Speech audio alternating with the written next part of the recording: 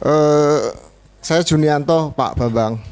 Pertanyaan pertama saya, apakah betul Pak itu yang bahwa dulu itu dewa Arab kuno itu betul Allah Pak, dewa bulan?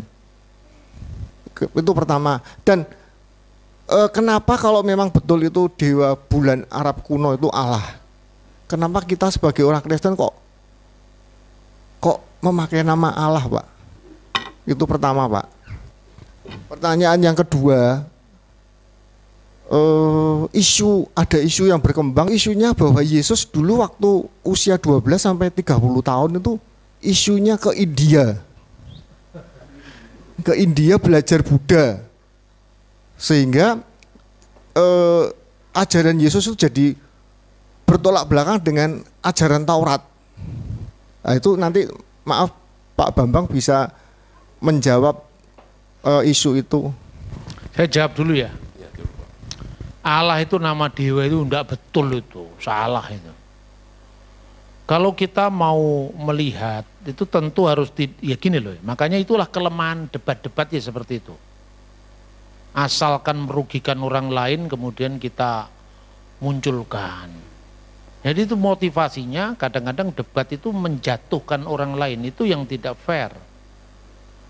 Jadi kebetulan karena debat-debat itu dikembangkan oleh Kristen yang kebanyakan dari mewarisi budaya Barat dengan Islam.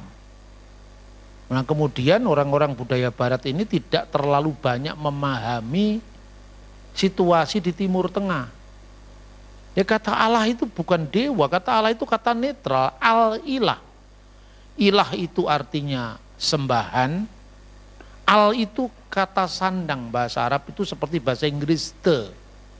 Jadi ilah itu God, al itu the God. Tuhan yang itu. Ya. Sembahan yang satu itu. Nah, itu tergantung siapa yang pakai. Kalau yang pakai orang Yahudi, ya itu adalah Allah Abraham, Ishak dan Yakub yang dikenal dengan Adonai. Kalau itu adalah orang Kristen, ya Allah Abraham, Ishak dan Yakub yang sudah menyatakan diri dalam Yesus Kristus. Makanya kata Allah itu tidak hanya dipakai oleh kalangan Islam. Sebelum zaman Islam pun kata Allah itu sudah dipakai di lingkungan Kristen. Buktinya prasasti Jabat. Prasasti Jabat itu dokumen ditulis pada tahun 512 Masehi. Nah, Nabi umat Islam itu lahir 571. Nah, di dalam prasasti Jabat itu dikenal istilah Bismil Ilah, demi nama Al-Ilah.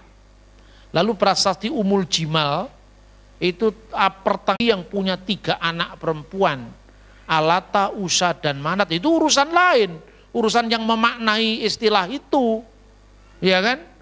Seperti Alata, Usa, dan Manat itu kalau di Petra, Yordan, itu bukan anak dari Allah, tapi anak dari Dusara, dewa tertinggi itu.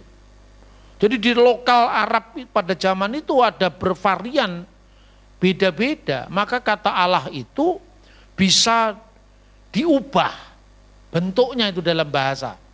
Misalnya kalau bahasa Arab yang dipakai di lingkungan Kristen itu lebih variatif ya. Kalau dalam Islam seruan untuk menyebut Tuhan kan hanya ada 2. Ya Allah dan Allahumma. Kalau dalam Islam. Kalau dalam Kristen itu bahasa Arab yang dipakai di lingkungan orang Kristen di Lebanon, di Syria, di Mesir itu ada 3. Ya Allah, Allahumma, dan ayyuhal illah, ayyuha al ilah. Jadi rumit kan namanya bahasa.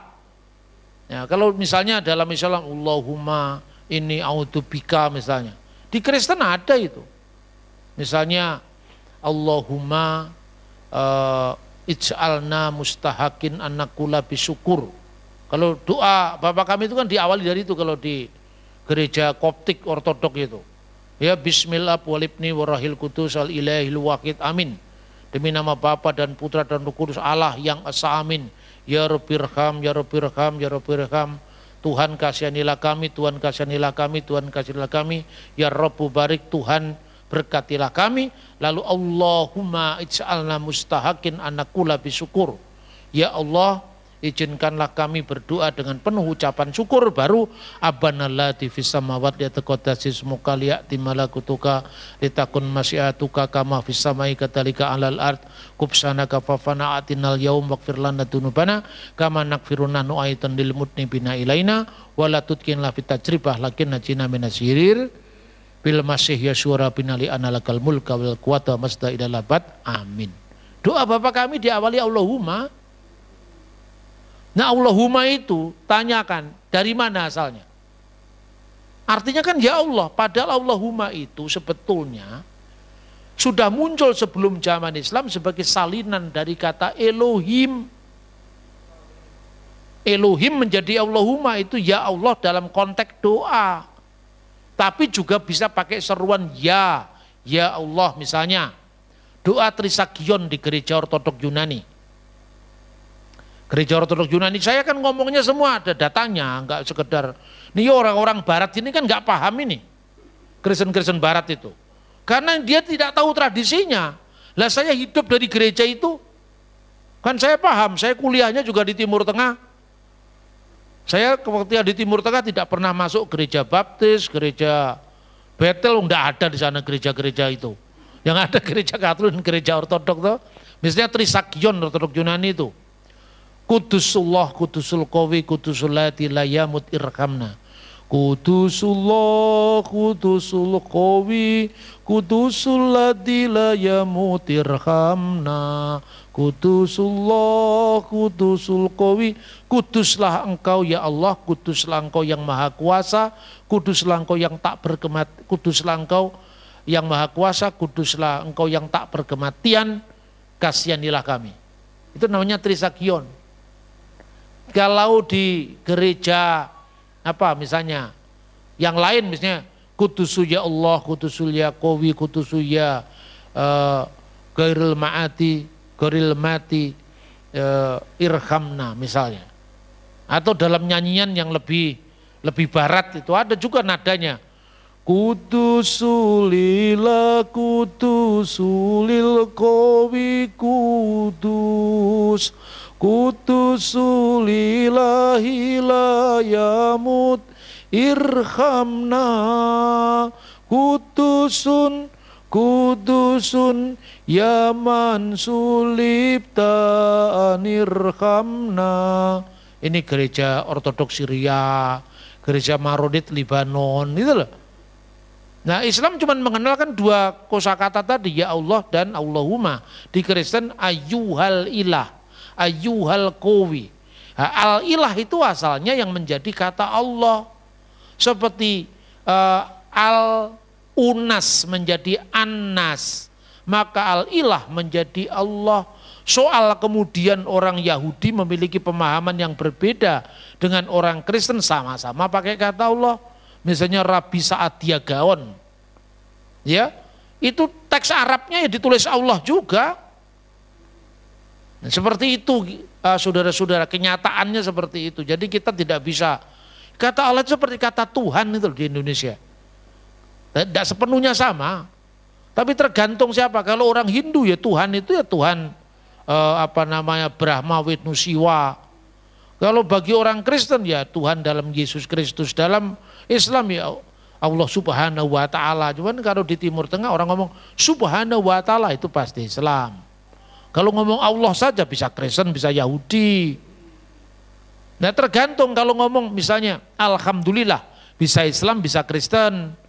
Tapi kalau Alhamdulillahirabbil alamin pasti Islam. Karena itu formula doa.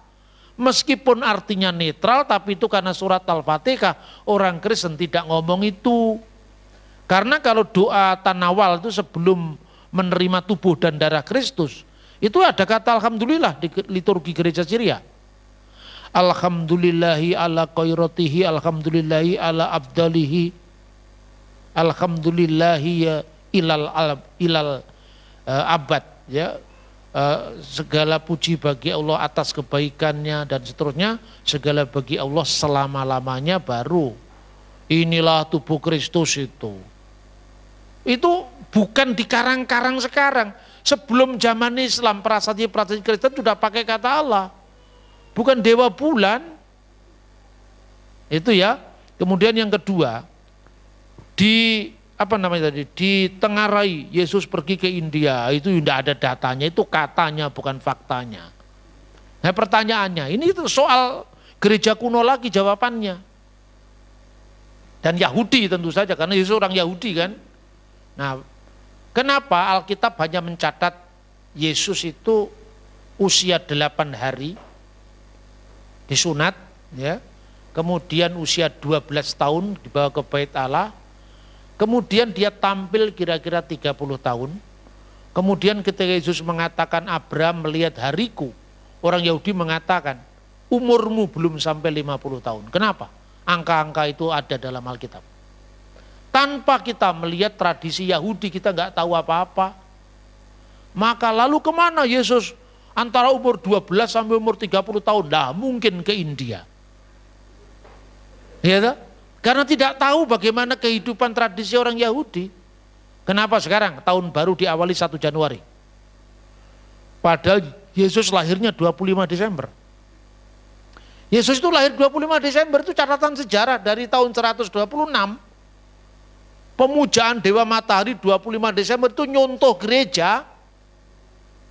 Karena pemujaan titik balik musim dingin baru terjadi zaman Aurelian tahun 274.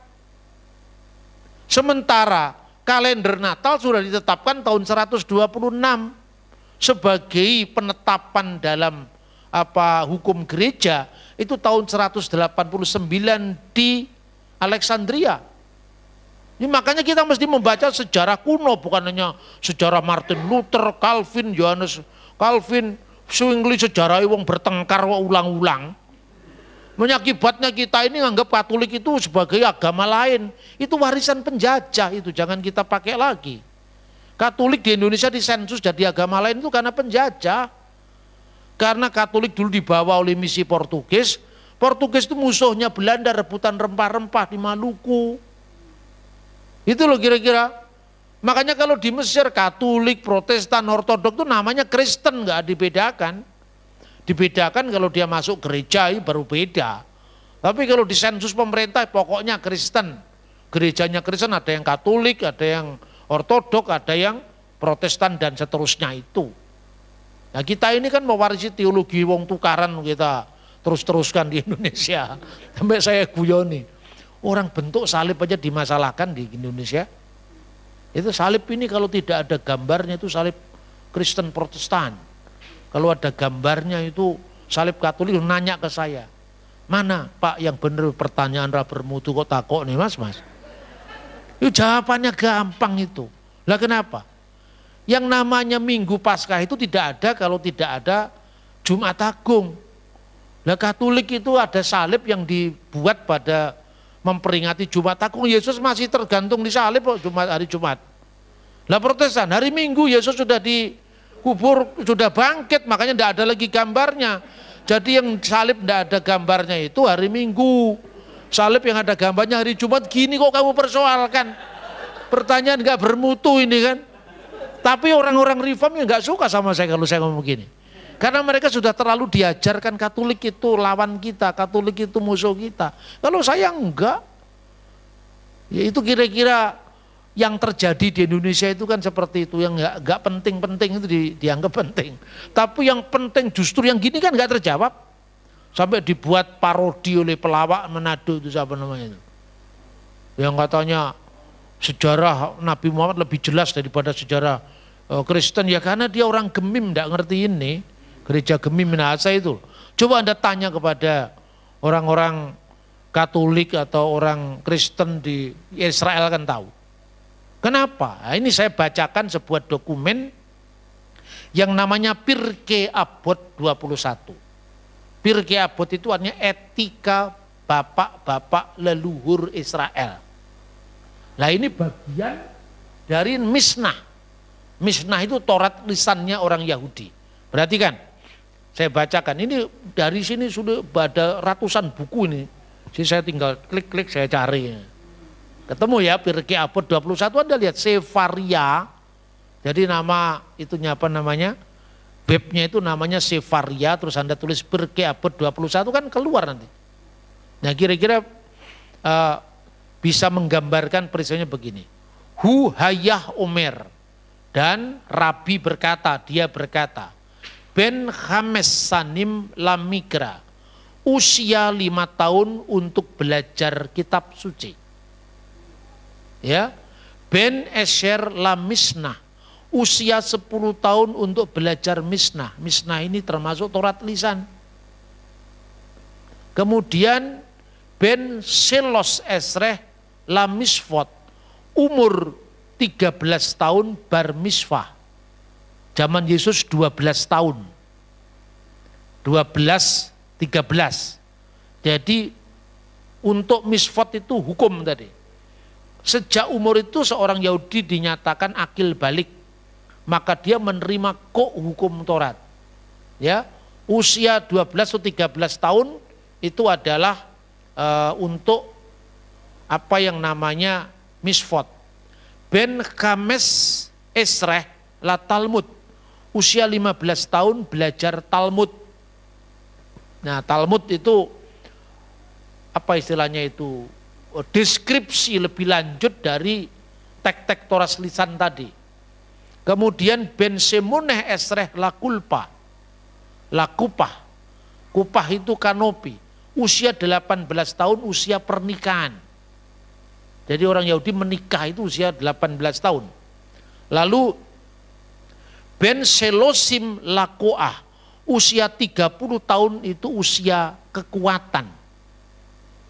Lalu Ben Arbaim Labinah, usia 40 tahun itu usia kebijaksanaan. Lalu Ben Kamisim Laetsa, usia 50 tahun itu usia orang memberi nasihat. Nah, sampai sini dulu. Kenapa Yesus di bawah umur 8 hari? Karena disunat. Orang Yahudi itu menjadi anak perjanjian setelah 8 hari. Jadi dihitungnya ya ketika dia kapan brit hamilah disunat. Kalau Yesus lahir 25 Desember, 8 hari setelah itu 1 Januari. Maka tanggal 1 Januari jadi tahun baru itu kalau di gereja-gereja kuno dikenal dengan Kitan Al-Masih, yaitu sunatnya Yesus. Tidak boleh 12 tahun, harus 8 hari. Kalau umat Islam mengatakan kami lebih setia pada Taurat Musa, tidak setia karena kamu sunatnya belasan tahun. Itu sunatnya Ismail, bukan sunatnya Ishak, karena Ishak 8 hari. Ya, jadi bukan dikerat daging dari tubuh kita itu yang dipentingkan, tapi tanda perjanjian. Maka ada pembagian tugas rasul bagi orang yang bersunat, misalnya Yakobus, ada rasul bagi orang tidak bersunat, misalnya Paulus. Dari dulu sampai sekarang orang Yahudi juga paham itu.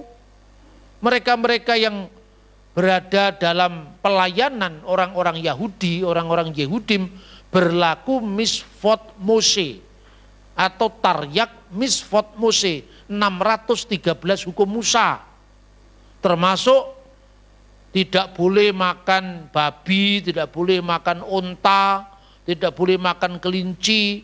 Jangan hanya diambil satu babi, tidak boleh. Kami lebih Taurat daripada orang Kristen. Lah unta kamu makan, ya enggak boleh juga.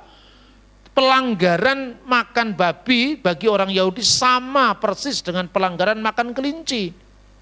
Sama persis dengan makan belut, sama persis dengan makan ikan yang tidak bersisik, ikan patin yang enak sekali di Kalimantan itu. Sama itu. Ya kalau orang mengatakan, oh orang Yahudi kenapa anti sekali dengan babi? Yahudi tidak anti babi.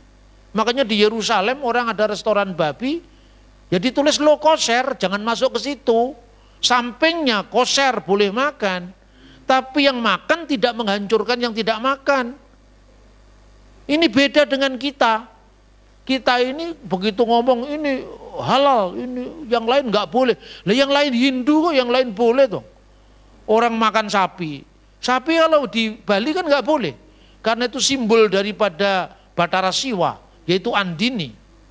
Tapi kalau babi dihalalkan bagi orang Hindu, sapi yang dilarang.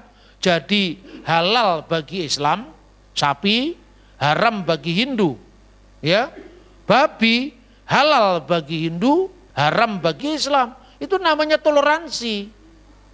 Nah, karena seperti itu, maka orang non-Yahudi ini sejak semula memang boleh makan babi. Karena berlaku atas mereka hukum Nuh. Ini yang saya ceritakan ini Yahudi ini, bukan Kristen ini. Hukum Nuh itu apa? 7. Yaitu pertama larangan Abu Dazarah. Kedua larangan Kelilat Hasem, menista Tuhan. Ketiga larangan Gilui Arayot, yaitu imoralitas seksual atau percabulan. Yang berikutnya gesel, tindakan kekerasan, perampokan.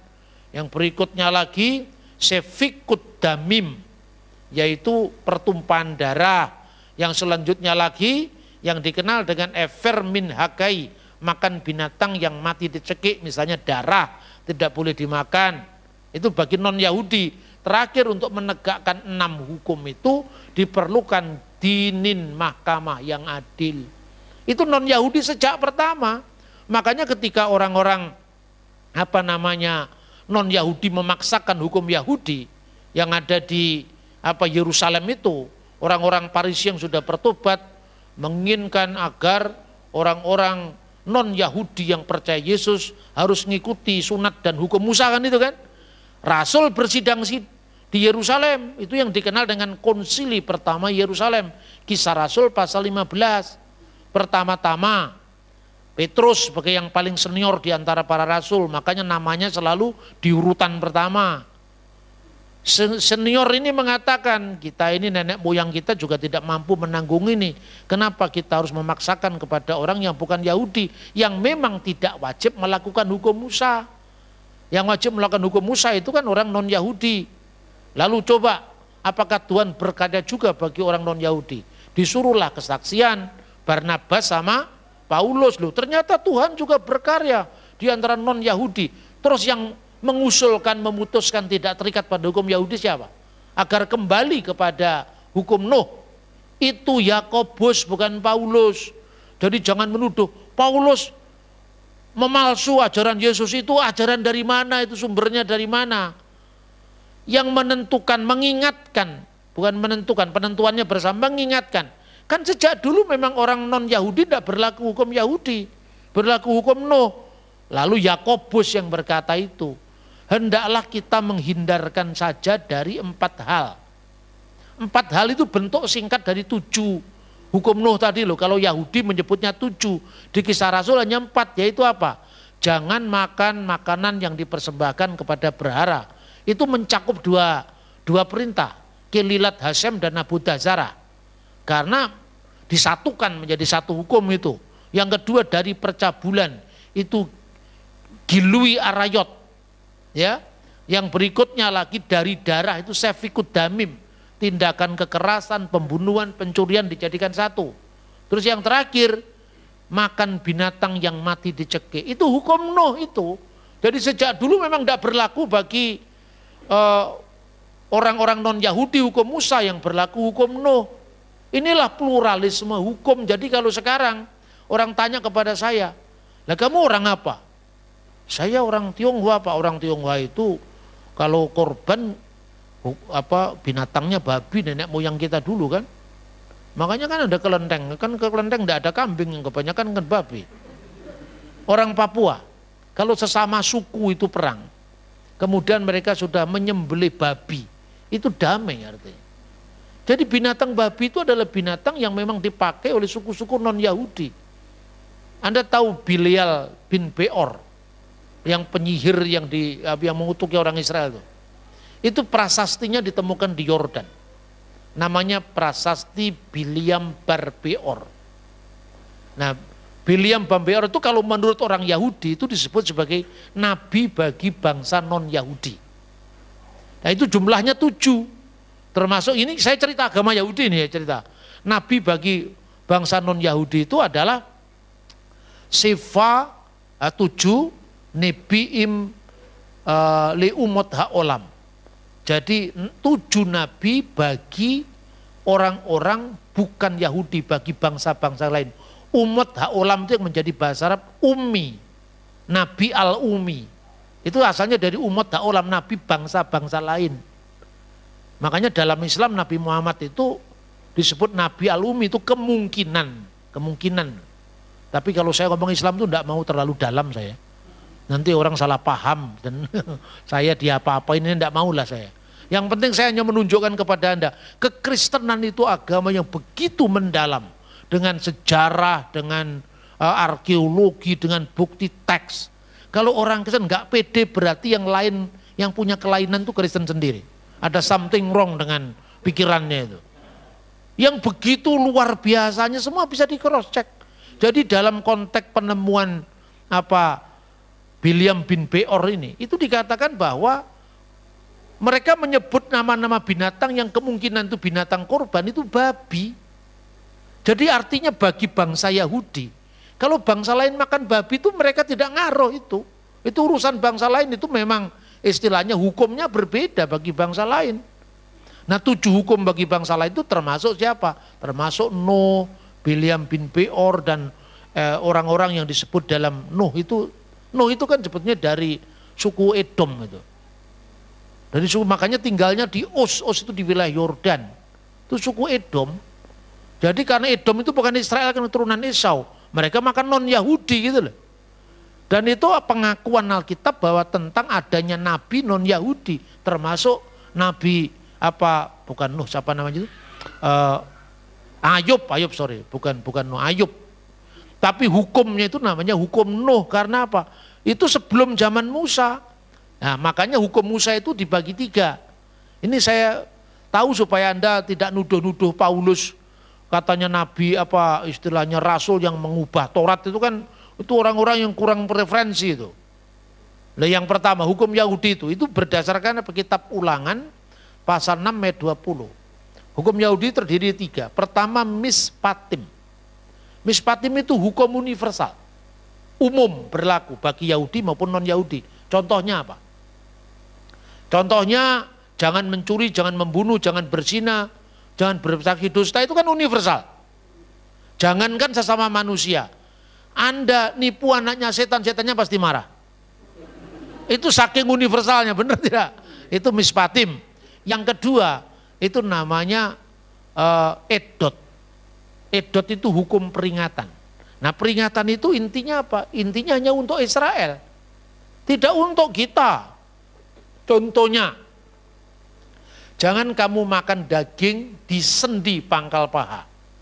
Apa itu berlaku bagi orang Manado? Enggak berlaku. Itu berlaku untuk orang Israel karena apa? Nenek moyangnya itu Yakub. Kalau kamu makan daging di sendi pangkal paha, kamu tidak berbela rasa terhadap perjuangan yang gigih dari kakek moyang kita Yakub. Jadi setiap kali kamu makan daging di sendi pangkal paha, ingat peristiwa Yakub, maka jangan dimakan. Itu bentuk solidaritas terhadap kakek moyangnya. Lalu kakek moyangnya orang Ponorogo Suromenggolo nggak pernah dipukul kakinya, relevansinya apa?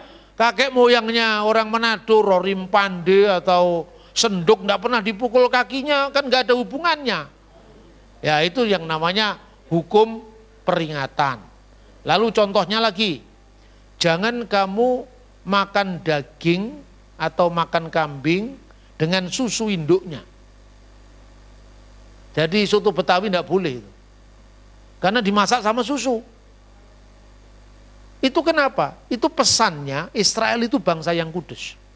Kudus itu artinya bukan Israel itu suci, enggak. Bukan Israel itu paling kudus dari yang lain, tidak. Dikuduskan, dipisahkan dari bangsa-bangsa sekitar. Karena untuk proyeknya Tuhan, hadirnya keselamatan yang akan datang, dipilihlah satu bangsa dulu.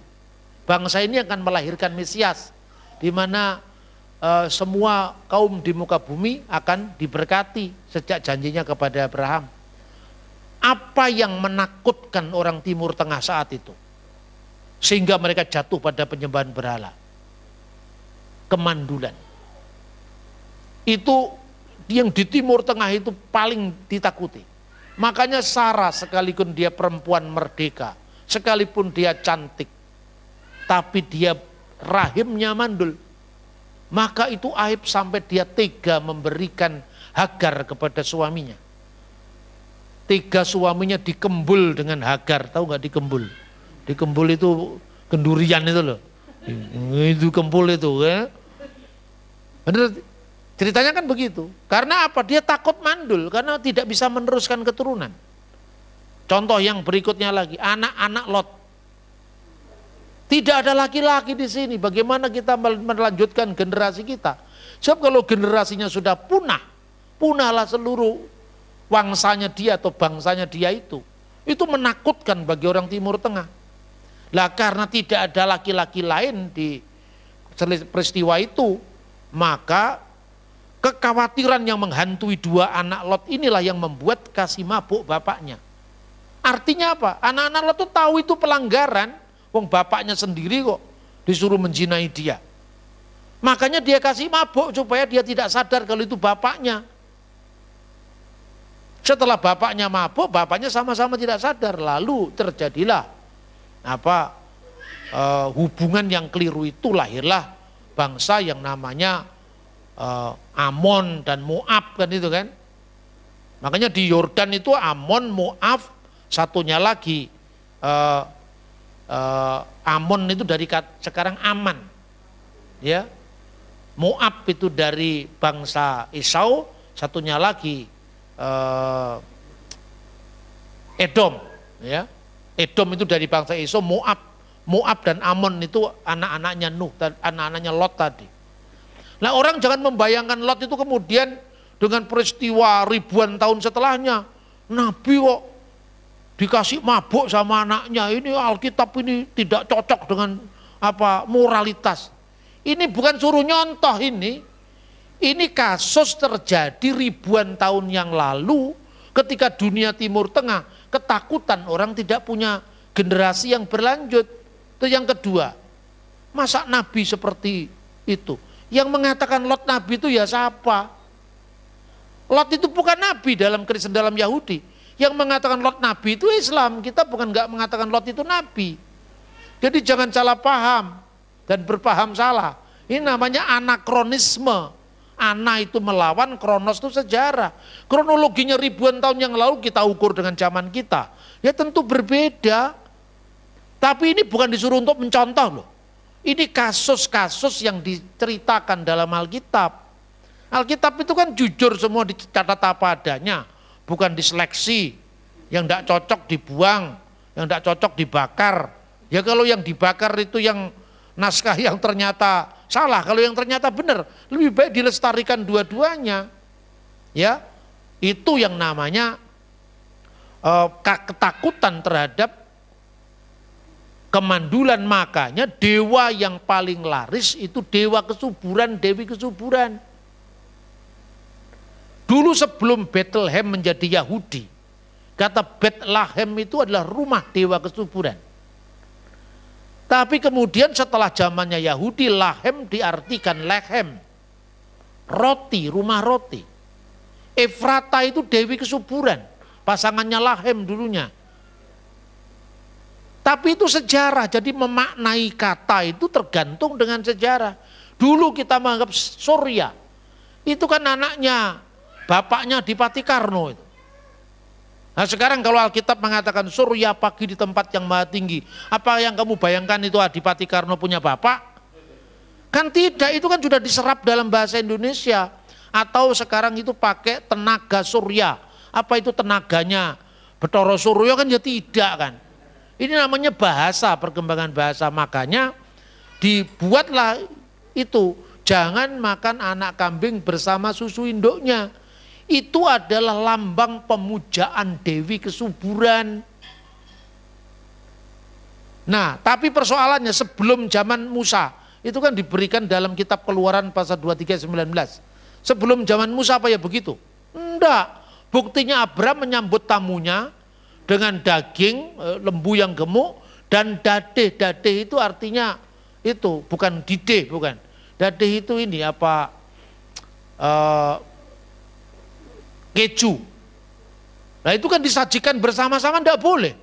Makanya kalau sampai sekarang di Israel yang namanya Restoran-restoran barat itu seperti KFC, McD, itu ada McD atau KFC yang warnanya merah, tertulis low kosher.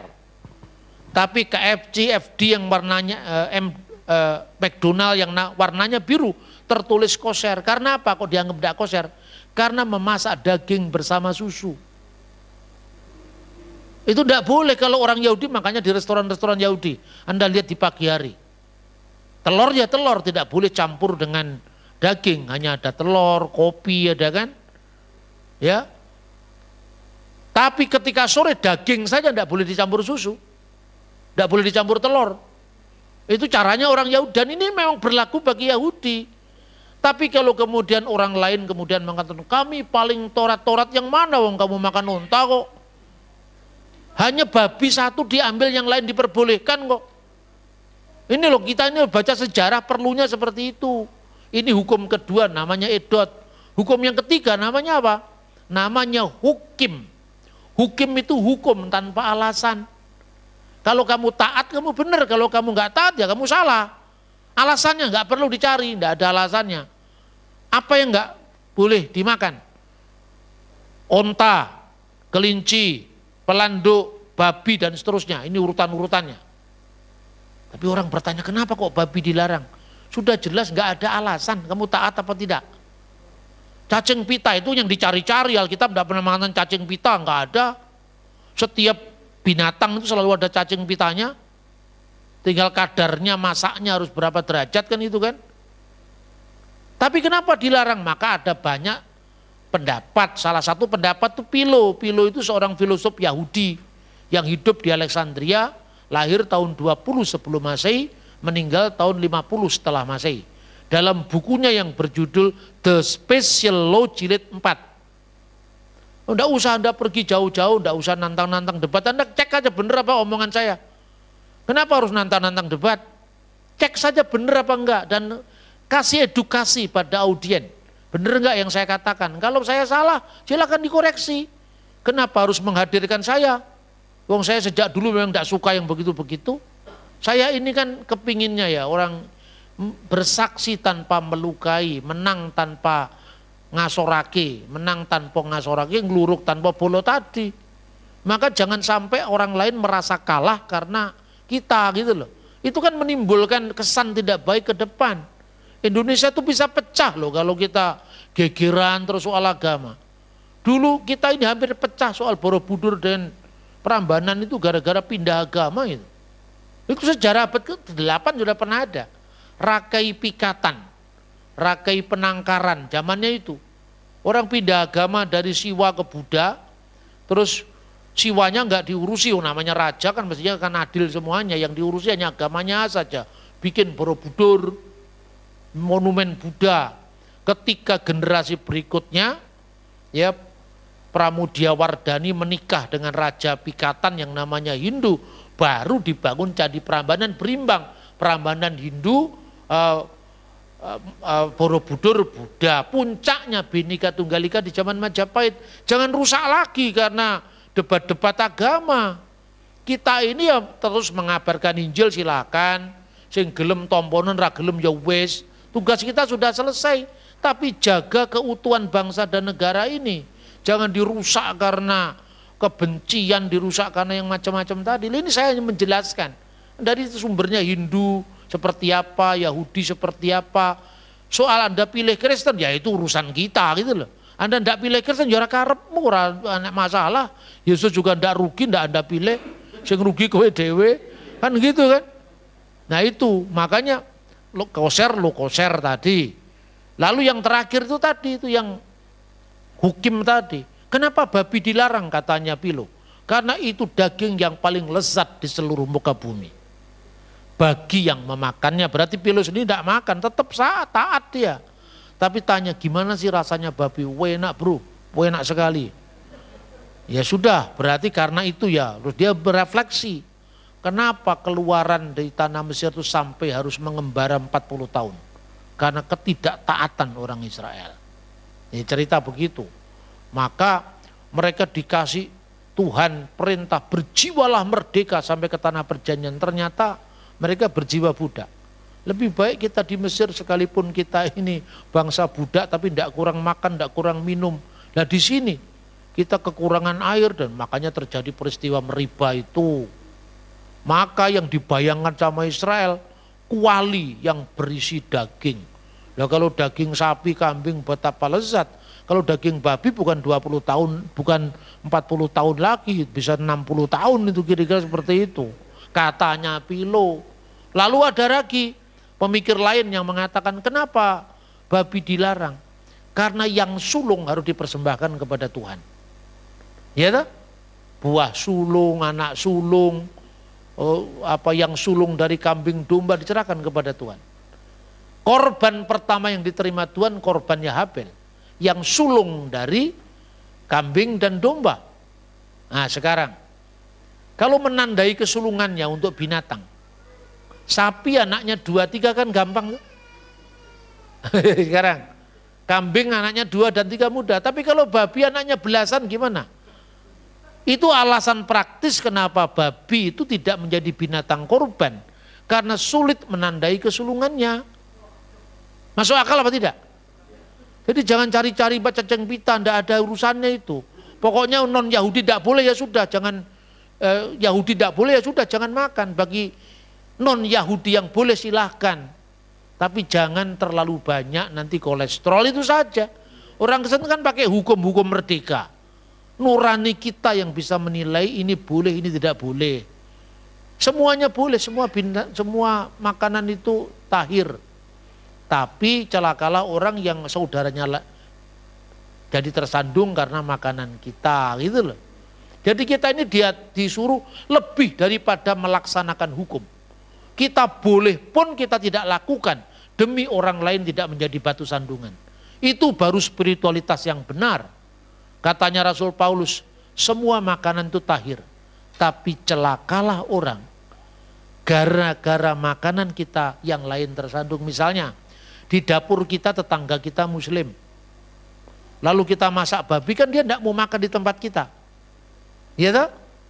Maka kalau makan babi di tempat luar saja, di rumah pastikan tidak ada babi, supaya tetangga kita bisa makan di rumah kita, gitu loh.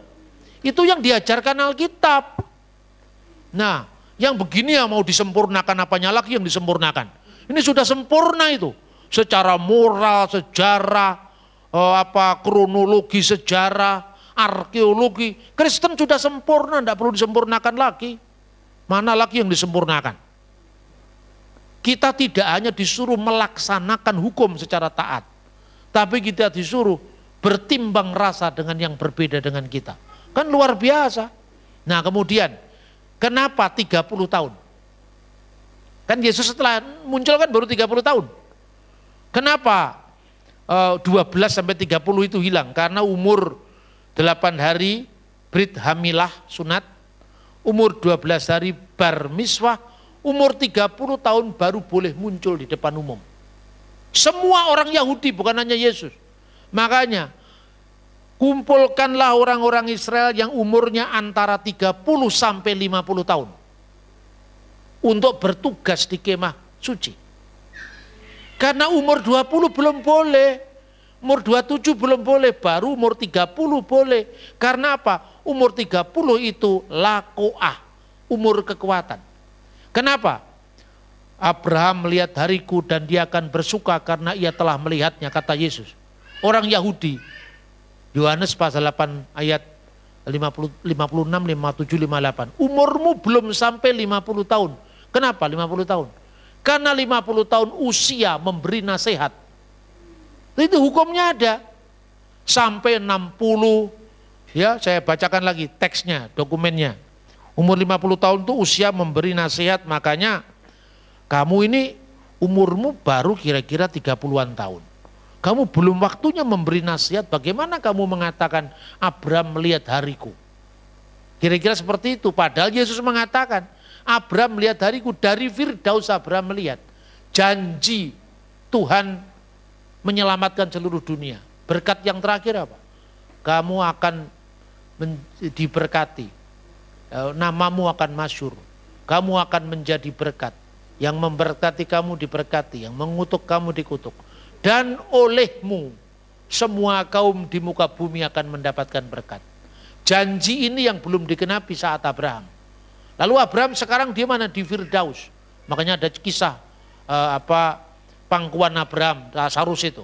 Abraham melihat dari Firdaus selama ribuan tahun kapan janji Tuhan digenapi. Ketika Yesus mengatakan Abraham melihat hariku, saat itulah janji itu digenapi. Tapi orang Yahudi tidak tanggap, umurmu belum sampai 50 tahun. Karena usia 50 tahun itu usia memberi nasihat. Nah, makanya dikatakan 50 tahun itu maknanya itu. Lalu Ben Sisim Laziknah, usia 60 tahun itu adalah hari tua. Terus kemudian Ben Sibim Laseifah, usia 60 tahun, usia 70 tahun usia sempurna. Ben Semonim Lagifura, usia 80 tahun tambahan kekuatan. Kenapa? Ya, kenapa? Karena kalau kita usia manusia 70, kalau kuat 80 tahun dari Mazmur. Lalu usia 90 tahun. Bentis im lasuah, usia bungkuk. 60 tahun kan sudah bungkuk begini kan, pakai tekan. Lalu usia 100 tahun. Ben me'ah ke ilumet, usia 100 tahun seperti sudah mati. Ve'avar ufatel minha ulam, segera keluar dari dunia ini. Ini ajaran Yahudi. Jadi kalau Yesus mengatakan usia 12, usia 30, aja kok padak nih karo orang Tionghoa atau orang India. Yesus bukan orang India. Jadi kemana 12 sampai 30 tahun? Ini baca Pirkei Avot ini. Yesus ada di Nazaret, tidak kemana-mana. Ya, makanya disebut Yesus orang Nazaret, raja orang Yahudi. Biasanya orang itu disebut dengan nama kota dia tinggal. Kalau Yesus itu pernah ke India, disebut sebagai Yesua Hindi, Yesua orang India, ya. Seperti itu kira-kira deskripsinya secara berkepanjangan. Jadi memang kalau pertanyaan begini nggak bisa singkat-singkat. Lo singkat-singkat malah salah paham, maka saya tunjukkan dokumennya seperti apa. Jadi bangga kau kita menjadi pengikut Yesus kan? Jangan ini lagi, beliat-beliut lagi itu. Jangan diumbang-ambingkan lagi. Kurang apa kita ini? Maka kekristenan itu tidak perlu disempurnakan, ini sudah sempurna. Yesus itu paling akhir, nggak ada lagi yang terakhir. Kecuali di luar Kristen. Ya tidak apa-apa, Islam mengatakan Muhammad Nabi terakhir penyempurna itu karena Islam. Tapi jangan memaksakan penyempurna itu kepada orang Kristen. Karena apa? Orang Mormon yang paling terakhir Joseph Smith. Nabi terakhir Joseph Smith, lebih keren lagi nabinya Amerika pakai celana jeans. Ya itu kira-kira saudara-saudara yang bisa saya sampaikan.